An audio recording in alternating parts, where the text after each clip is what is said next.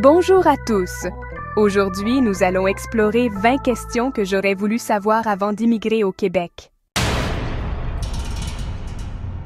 Cet épisode va vous aider à mieux préparer votre projet d'immigration. C'est parti! Commençons par la langue. Quel est votre vrai niveau en français? Mon avantage est que le français est ma langue maternelle. Donc, je n'ai pas eu de difficulté à ce niveau, bien que le français québécois a des expressions qui lui sont propres, et il y a eu un temps d'adaptation. Alors, selon votre niveau, posez-vous ces questions. Avez-vous besoin de cours de francisation avant le départ? Êtes-vous prêt à apprendre et vivre en français au quotidien? Avez-vous les ressources pour continuer votre apprentissage du français?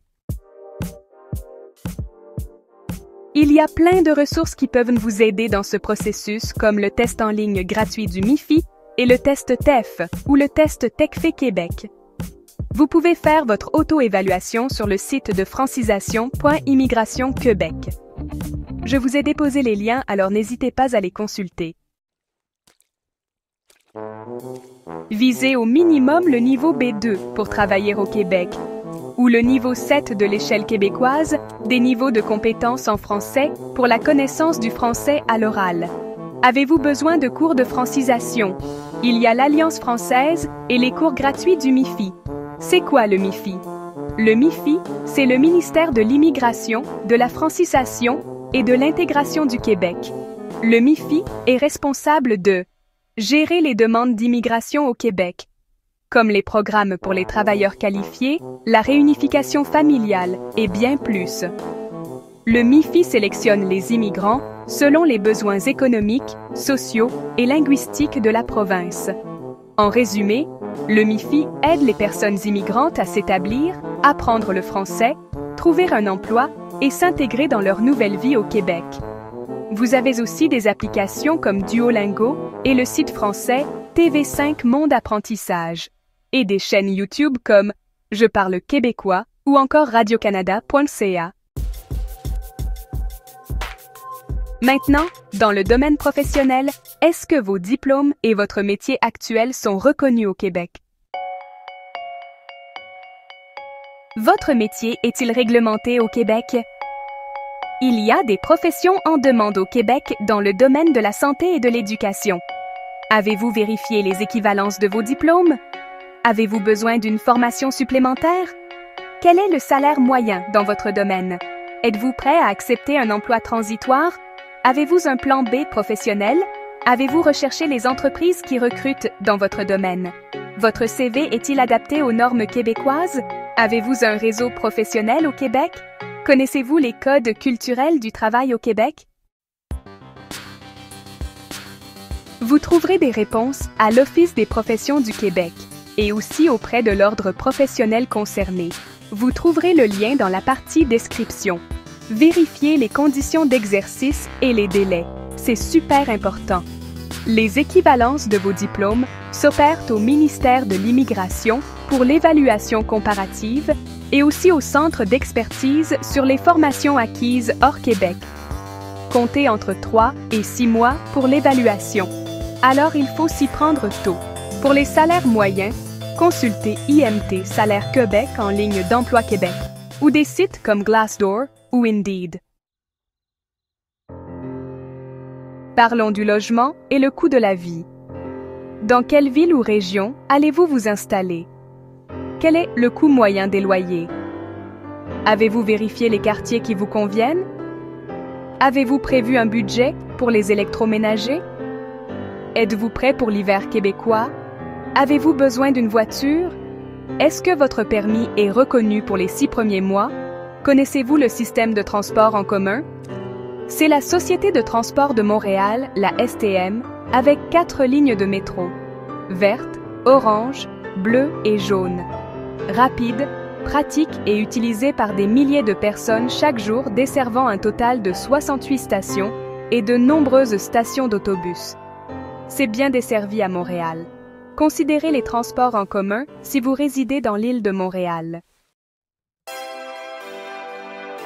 Les sites immobiliers les plus populaires sont Centris et Kijiji. Aussi, les groupes Facebook des expatriés. Sans aucun doute, Facebook Marketplace est la meilleure option pour les achats des électroménagers et de votre mobilier. Prévoyez entre 30 et 35% de votre revenu pour le loyer. Vous avez le calculateur budgétaire de l'ACFC ou la Caisse populaire Desjardins. Je vous suggère un minimum de 3 à 6 mois de frais de subsistance. Ouvrez un compte avant d'arriver si possible. Les grandes banques sont RBC, Desjardins, BMO, entre autres. La partie la plus importante, c'est vraiment votre santé et votre éducation et celle de vos enfants.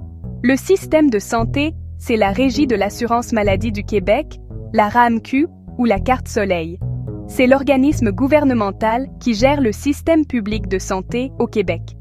Leur site est ramq.gouv.cqc.ca.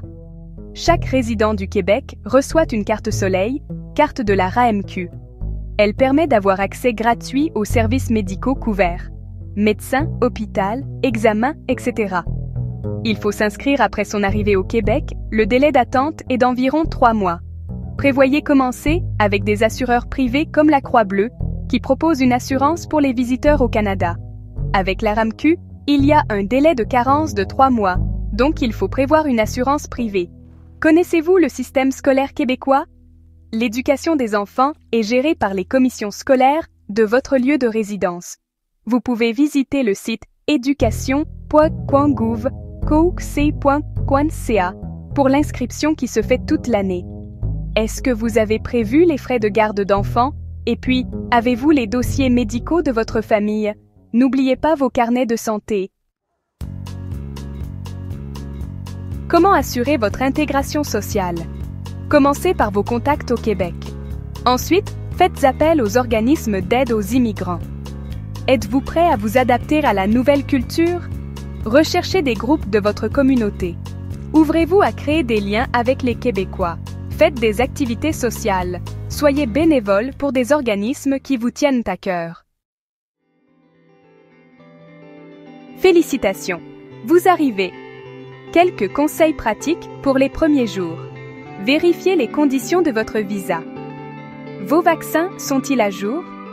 Avez-vous prévu un hébergement temporaire? Quelle est votre stratégie pour les premiers jours? Vos numéros d'urgence? Et puis toujours avoir un plan B si les choses ne se passent pas comme prévu. Voilà. Ces questions ne sont pas là pour vous décourager, mais pour vous aider à mieux vous préparer.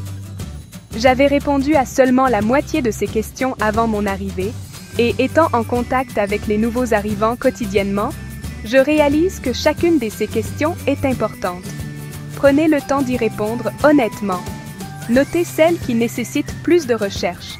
L'immigration est un projet qui se prépare. Une bonne préparation, c'est déjà la moitié du succès de votre intégration.